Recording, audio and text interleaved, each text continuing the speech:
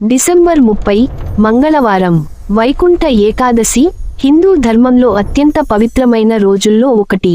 ఈ రోజు ఆలయాలకు వెళ్ళలేని వారు కూడా ఇంట్లోనే సులువుగా శ్రీ మహావిష్ణువుని పూజ చేసుకోవచ్చు.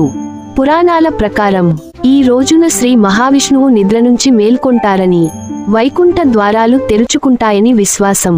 ఉత్తర ద్వారం నుంచి స్వామిని దర్శించుకుంటే భక్తులకు మోక్షం సిద్ధిస్తుందని చెబుతారు. తెలుగు పంచాంగం ప్రకారం 2025లో వైకుంఠ ఏకాదశి తిథి మంగళవారం వేకువజామున 3:44 ప్రారంభమై మంగళవారం అర్ధరాత్రి 1:28 ముగుస్తుంది. సూర్యోదయం, సూర్యాస్తమయం రెండింటిలోనూ ఏకాదశి ఉన్నందున డిసెంబర్ 30 మంగళవారమే ముక్కోటి ఏకాదశిగా పరిగణిస్తారు. ఇప్పుడు ఇంట్లోనే వైకుంఠ ఏకాదశి పూజా విధానం తెలుసుకుందాం. ముందుగా బ్రహ్మ ముహూర్తంలో అంటే ఉదయం 4 నుంచి 5 గంటల మధ్య నిద్రలేచి పుణ్యస్నానం ఆచరించాలి. శుభ్రమైన వస్త్రాలు ధరించాలి. పూజా స్థలాన్ని శుభ్రం చేసి ముగ్గుతో అలంకరించాలి. శ్రీ మహావిష్ణువు, లక్ష్మీదేవి ఫోటో ముందు ఆవు నేతితో దీపం వెలిగించడం అత్యుత్తమం. తులసి దళాలు, పాలు, పెరుగు, నెయ్యి, తేనె, పండ్లు, పూలు, అగరుబత్తి, కర్పూరం వంటి పూజా సామాగ్రి సిద్ధం చేసుకోవాలి. ముందుగా శ్రీ మహాగణపతిని పూజించి తరువాత శ్రీ మహావిష్ణువుకి షోడ్షోపచార పూజ చేయాలి.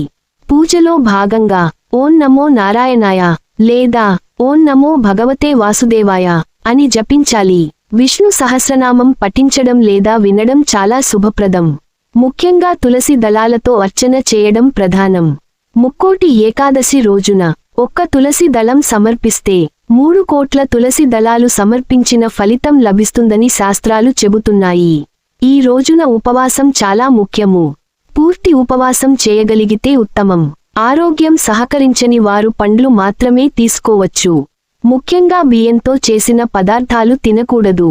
పగలంతా ఉపవాసం చేసి సాయంత్రం పూజ అనంతరం పండ్లు మాత్రమే తీసుకుని రాత్రంతా జాగరణ చేయాలి. మర్నాడు అంటే డిసెంబర్ 31న ద్వాదశి తిథి దాటకముందే పూజ పూర్తి చేసి భోజనం చేయాలి. వైకుంఠ ఏకాదశి రోజు బ్రహ్మ ముహూర్తంలో లేవడం, శ్రీహరి పూజ చేయడం, నామ సంకీర్తనం, దానం, కోపం, అసత్యం, ద్వేషం వదిలిపెట్టడం అత్యంత ముఖ్యమైన నియమాలు.